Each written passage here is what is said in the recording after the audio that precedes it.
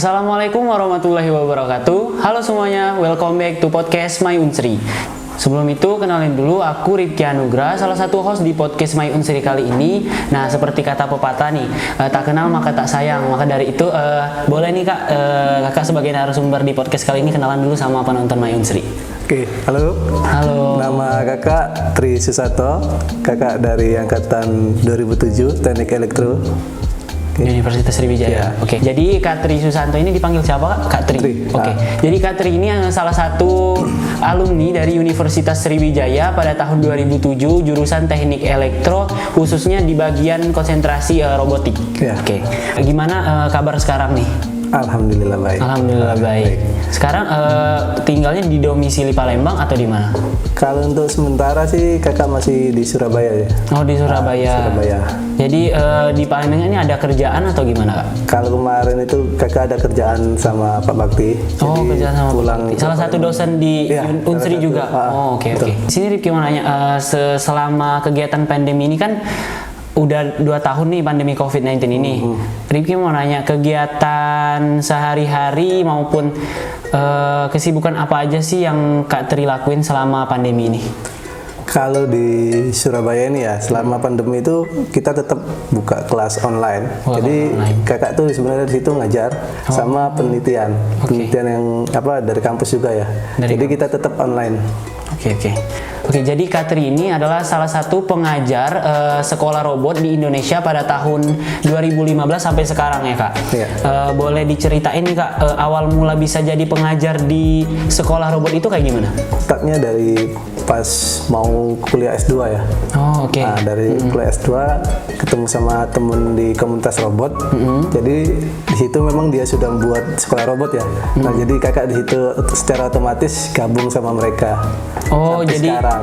Di sekolah robot itu bisa ngajar awal mulanya itu ketemu sama teman gitu. Betul. Kemudian diajak gabung terus jadilah sekarang jadi bisa kayak ngajar sekarang, di iya, robot. betul. Selesai kuliah S1 di Universitas Sriwijaya, itu Kak Tri langsung melanjut ke S2 atau gimana nih Kak? Jadi S2 itu bukan pas setelah S1 langsung lanjut S2. Jadi kan memang minat kakak kan di robotik ya. Iya, benar. Jadi selain pas sebelum selesai S1 itu sudah buat kayak usaha itu. Oh, bikin usaha sendiri. Jadi setahun setelah lulus S1 itu baru melanjutkan S2. Jadi istilahnya bukan nganggur ya. Jadi kerja dulu, kerja dulu 1 tahun baru melanjut ke S2. Kalau boleh tahu usaha yang dibuka itu gabung ke sebuah perusahaan apa gitu atau buka usaha sendiri gitu? Jadi kan usahanya namanya Kometronika ya. Oh, Kometronika. Jadi Kometronika itu ya kita tuh awal mula terbentuknya dari kampus juga, kampus elektro juga. Oke. Jadi dari situ kita buat seperti kayak ya sama kayak sekolah robot itu. Jadi membuat bimbingan belajar robotika khususnya di Palembang. Seperti itu. Jadi selesai S1 Kak Tri tadi nggak langsung ngelanjutin S2, jadi kerja dulu 1 tahun baru kayak ngelanjutin S2. Untuk S2 itu di mana? S2-nya di ITS. Institut Teknologi 10 November, jurusan Teknik Elektro. Teknik Elektro. Jadi S2-nya itu dimulai dari tahun 2015. Berarti lulusnya itu sekitar tahun berapa? Sekitar 18 akhir. 2018 akhir. Kira-kira ada nggak buat Kak Tri ngelanjutin ke S3 gitu? Untuk lanjut S3 itu ya insya Allah pasti ada. Itu tetap ada karena kan kita tuh sebaiknya ya tetap terus belajar. Iya benar banget. Jadi ya ada kemungkinan untuk lanjut ke S3. Tadi kan Kak Tri bahas tentang Kometronika nih, sebuah kayak usaha dari Kak Tri sendiri. Dan kebetulan di sini Rifki baca itu Kak Tri merupakan salah satu founder di Kometronika pada tahun 2011 sampai sekarang ya Kak. Kalau boleh Rifki nanya nih, boleh dijelasin sedikit nggak ke penonton My Unsri apa sih itu Kometronika? Jadi Kometronika itu berdiri itu karena keterbatasan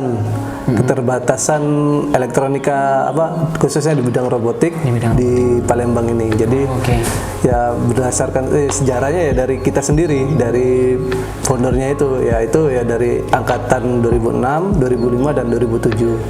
Nah itu karena seringnya kita mengikuti kontes robot, dan sedangkan di Palembang ini ya robotika itu kan minim ya. Jadi ya mulai terbentuknya gara-gara itu.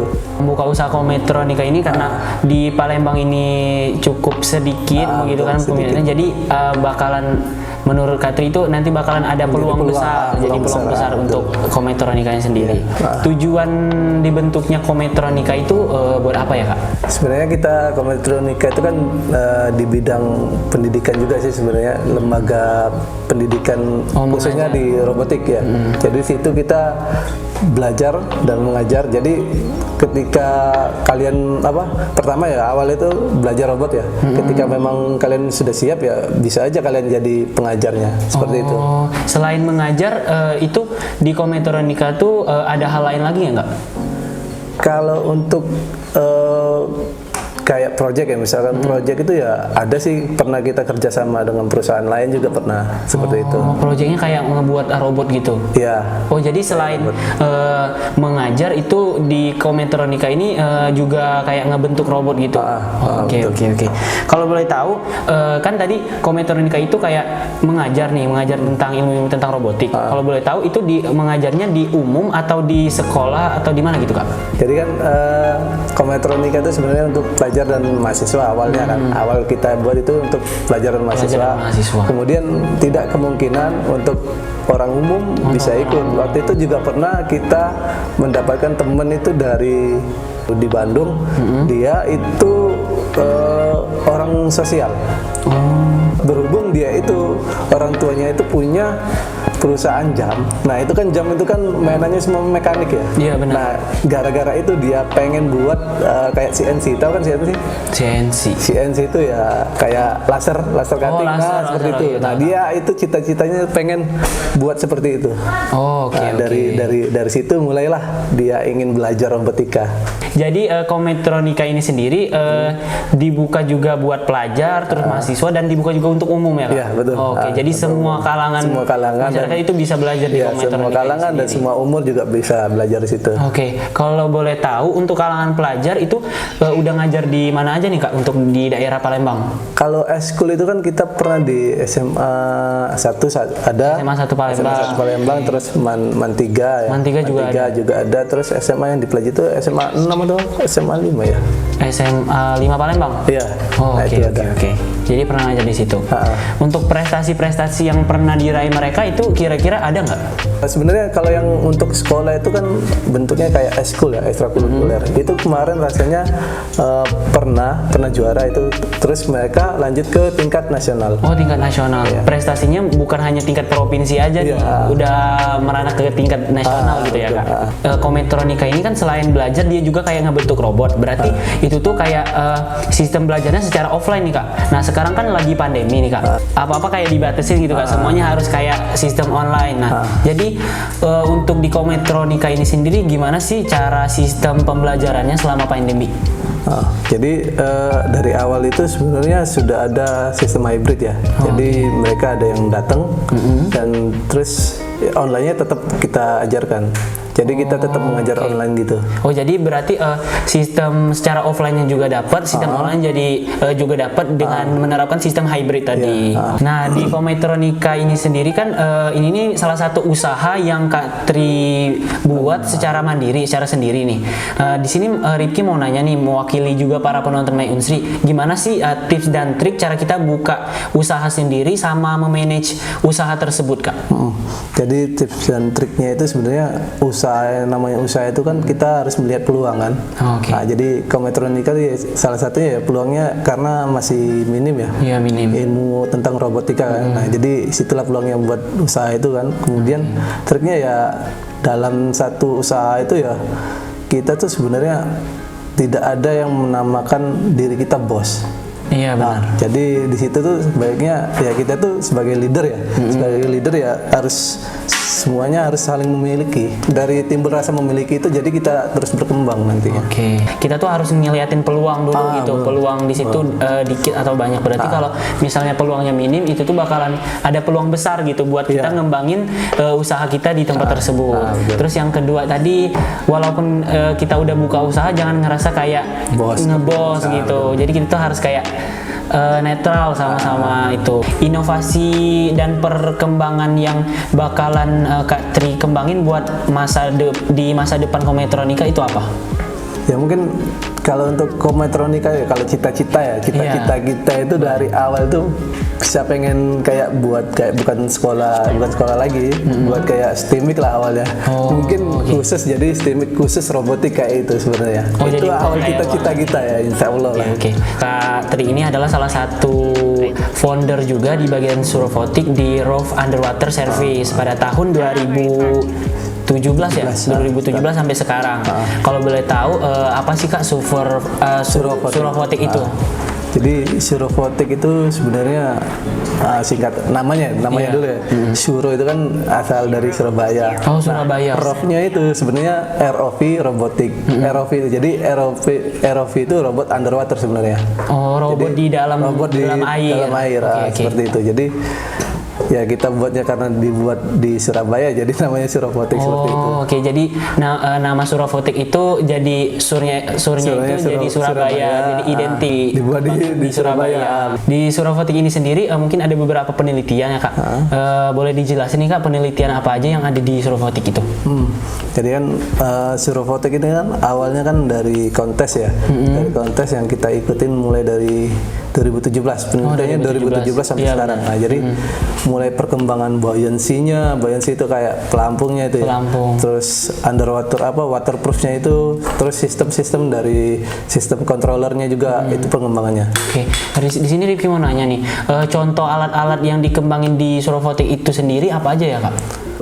Dari kontrolernya yang memang kita khususkan untuk mengakses kamera dan lain-lain seperti itu kan. Di dalam terus juga dalam sistem mekaniknya juga. Jadi sistem mekaniknya kan kita kan menyelam itu kan butuh kedalaman berapa meter kan. Nah, itu yang perlu dipertimbangkan itu. Sistem mekaniknya, silsilnya kayak gitu. Oke. Jadi di Surofotik ini tadi sendiri salah satunya itu ada alat robot yang berfungsi untuk di dasar laut gitu ya Kak. Buat berarti contohnya itu kayak kita mau memantau perkembangan terumbu karang. Oke.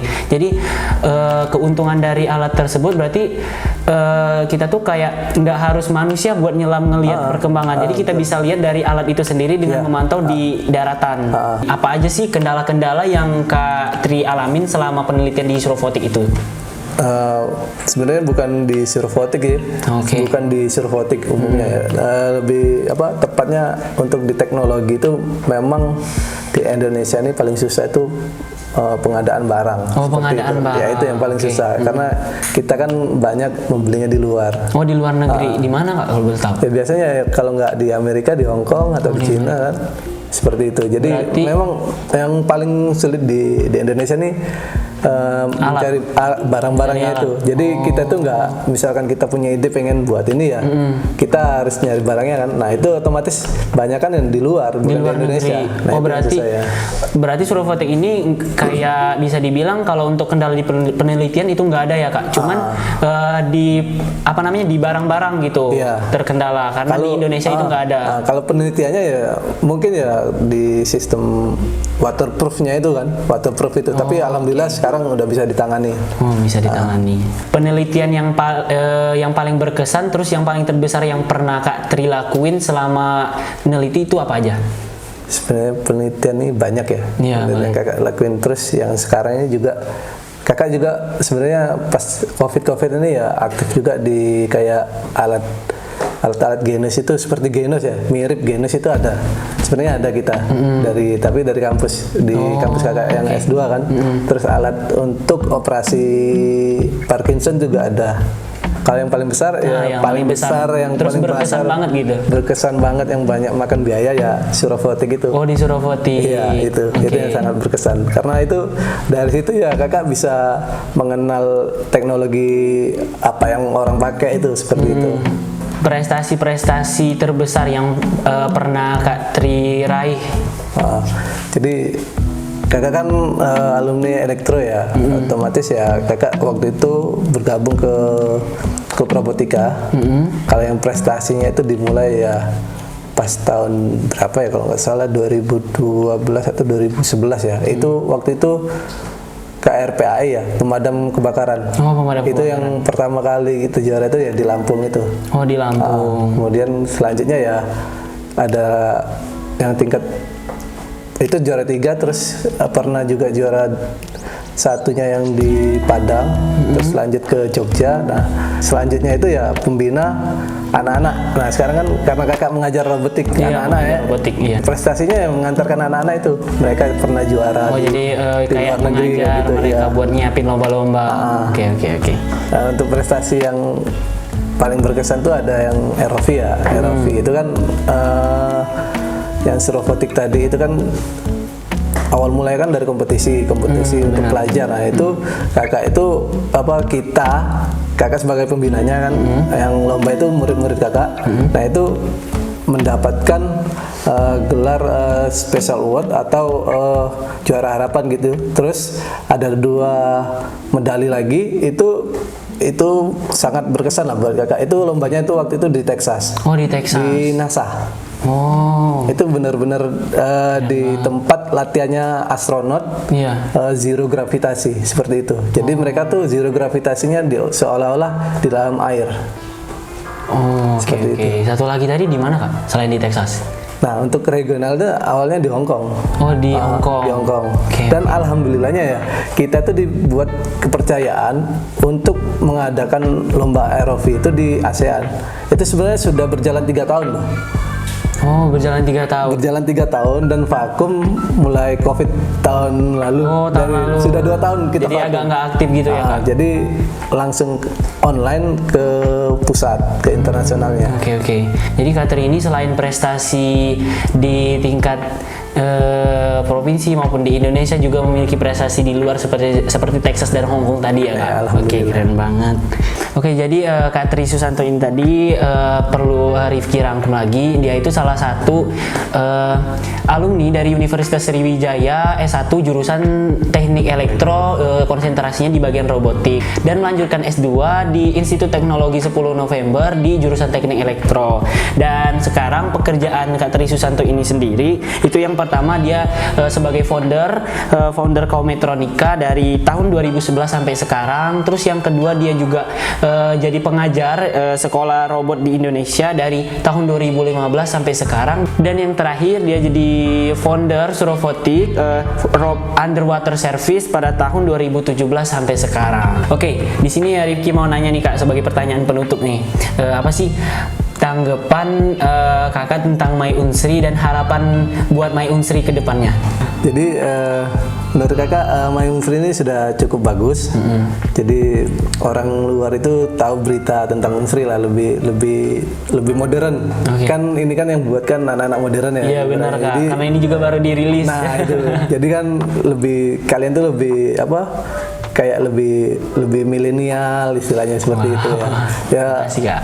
Kemudian ya mungkin kedepannya dibikin kayak mobilenya kan sekarang kan baru webnya ya. Nah nanti mungkin dibikin kayak mobilenya untuk mobilnya jadi lebih enak lagi lihatnya lagi. Makasih banyak, Kak. Oke, mungkin itu aja podcast kita pada kali ini. Nggak terasa udah di penghujung acara. Rifki selaku host mengucapkan terima kasih banyak kepada Kak Tri yang mau datang di podcast kali ini. Jangan sungkan-sungkan buat main lagi ke sini, Kak, karena kedatangannya bakalan ditunggu. Dan Rifki juga mau berterima kasih kepada penonton yang udah nonton video ini dari awal sampai akhir. Jangan lupa stay tune untuk video-video yang selanjutnya karena bakalan ada narasumber yang lebih menarik dan lebih wow lagi tentunya. Dan tentunya itu bakalan memberikan manfaat lebih juga buat kalian. Saya Rifki Anugrah selaku host di My Unsri kali ini izin pamit undur diri. Mohon maaf jika ada salah kata, ucapan ataupun tingkah laku. Lebih dan kurang saya mohon maaf. Kepada Allah mohon ampun. Wassalamualaikum warahmatullahi wabarakatuh. See you. Makasih banyak, Kak.